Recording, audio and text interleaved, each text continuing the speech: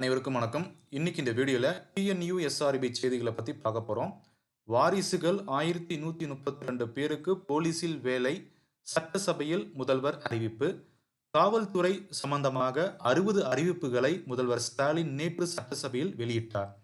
சட்டசபையில் காவல் மற்றும் தீயணைப்புத்துறை மானிய கோரிக்கை மீதான விவாதத்திற்கு பதில் அளித்து முதல்வர் வெளியிட்ட அறிவிப்புகளை பற்றி நம்ம பார்ப்போம். சென்னையில் மாநில இணையதள குற்றப்புலனாய்வு மையம் அமைக்கப்படும். மெரினா கடற்கரை உயிர்காப்பு பிரிவு ஆரம்பிக்கப்படும். இதில் 12 மீனவர்கள் பணி அமர்த்தப்படுவர்.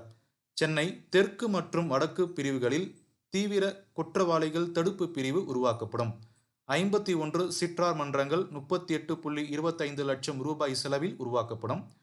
காவல்துறையினரின் முயற்சிகளில் மாணவர்களை ஈடுபடுத்தும் பிரிவு சென்னையில் உள்ள 100 பள்ளிகளில் ஏற்படுத்தப்படும்.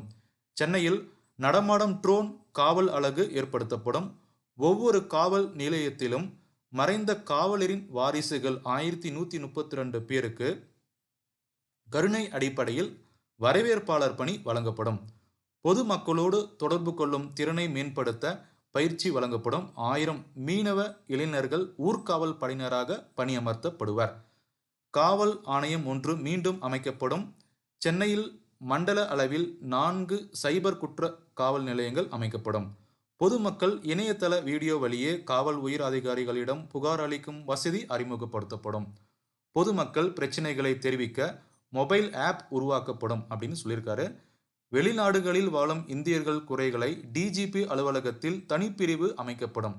நீட் தேர்வு, மதுக்கடைகளுக்கு எதிரான போராட்டம் நடத்தியவர்கள் மீதான வழக்கு திரும்ப பெறப்படும். காவலர்களுக்கு வழங்கப்படும் இடர்படி 800 இருந்து 1000 ரூபாயாக உயர்த்தி வழங்கப்படும். 2ஆம் நிலை காவலர்கள் முதல் தலைமை காவலர் வரையிலானவர்களுக்கு வாரத்தில் 1 நாள் ஓய்வு வழங்கப்படும்.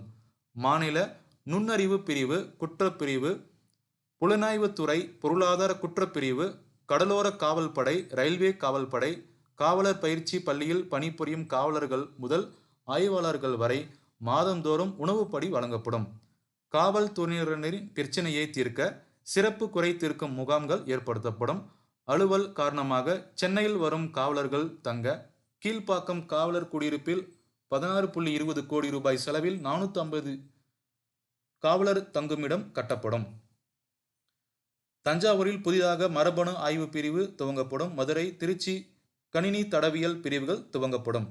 தீயணைப்பு வீரர்களுக்கு தற்காப்பு உடை, நீர்த்தாங்கி ஊர்திகள் வழங்கப்படும். 9 இடங்களில் தீயணைப்பு நிலையங்கள் கட்டப்படும் அப்படின்னு 16 அறிவிப்புகளில் எல்லா அறிவிப்புகளும் பற்றியும் சொல்லியிருக்காங்க. தேங்க்யூ ஃப்ரெண்ட்ஸ், தேங்க்ஸ் ஃபார் வாட்சிங்.